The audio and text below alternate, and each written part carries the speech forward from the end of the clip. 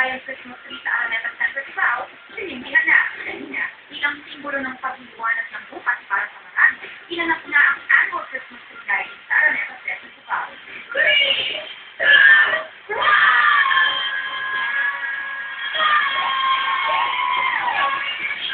Mas naging maniling pa ang gabi sa pagkaroon na Adlergit, Santino, Bijan, Haradilla, at iba pa ang kapamilya stars na may special message para sa lahat na yung magpapasko. Para sa mga kapamilya natin who are abroad na kahit hindi nila ramdam yung warmth of a Pinoy Christmas, buhay pa rin yung true meaning ng Christmas sa kanilang mga puso, kahit na malayo sila sa kanilang mga mahal.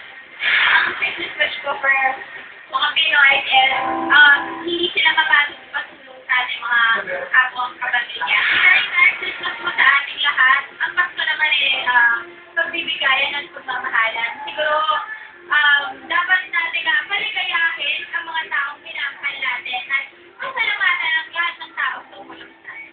Sana po maging sigat ng payapa po sa mundo at sana po huwag po kayo mawalan ng pag-asa. Bro!